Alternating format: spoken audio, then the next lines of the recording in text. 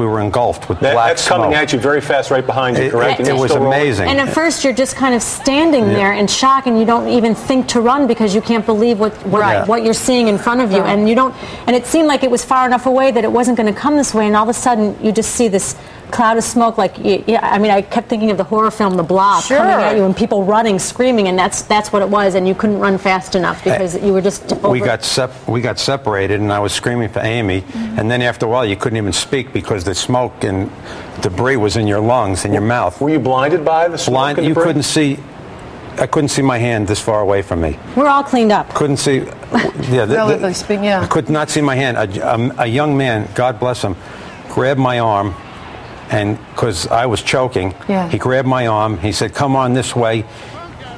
He grabbed a lady who was crying, and grabbed he told you her, to breathe through your shirt. and told me to pull my shirt over my mouth. New Yorkers helping each other. Helping each other. Grabbed the both of us and took us to Beekman Street, where the dust had subsided. Amy, what about you?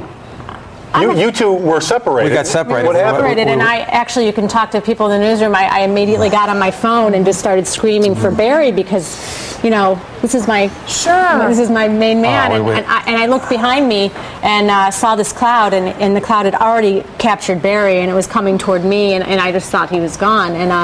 But, there were portable oxygen units all. And the Pentagon in Washington, the World Trade Center in Lower Manhattan, as we know it, is no more. Both towers have been wiped out, leveled to the ground. The drama started, as you said, just before 9. 2 airplanes, 2 separate jets, American Airlines planes on a suicide mission believed to be, crashed into the towers about 18 minutes apart. Then a short time later, each tower coming down separately. Massive damage, devastation. You can see all of the smoke there. You can hear the screaming people running for their lives from these office buildings. The most tragic loss today, and it's going to be a while till we know. As you see the tower coming down there, falling. That's an incredible sight. It is an incredibly sad sight. We were looking at it, in fact, Dana, we said it reminded us in some ways of what happened back in 1986 with the Challenger. It's that same eerie feeling you have no control over, and you can't imagine that this has happened. You can't imagine. So many of us have been at the top, too, of, the observation deck. Tourists go. We're all tourists in our own town. I've been up there a million times to see this great city. The most tragic toll today, the death toll numbers, we don't have many numbers, and the mayor cautioning that it is going to be a while as we look for the survivors in this. They're still there right now as we speak, looking for survivors of this horrible accident. Although we have heard at least 5 people have died. The injured placed well over 1,000, 1,500. The mayor expecting that number to rise.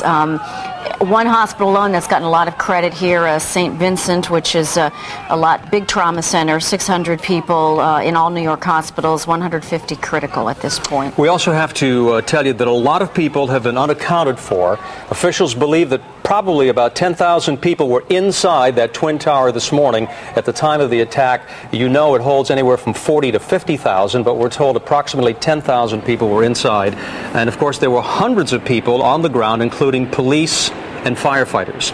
There's more to the story, of course. This has developed into Washington today. And before we get to that, let's check with Cindy Hsu in the newsroom with some late information. Cindy. Okay, Dana and Arnie, that was the American Flight 11 that went into the first World Trade Center tower. There you see it's just, over the Manhattan skyline, nothing happening. The second shot, it has already gone in.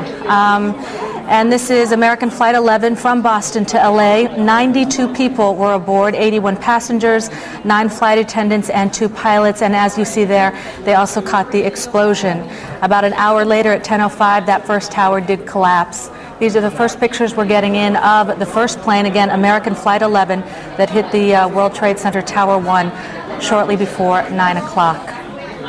Dana and Arnie? Thank you very, very much.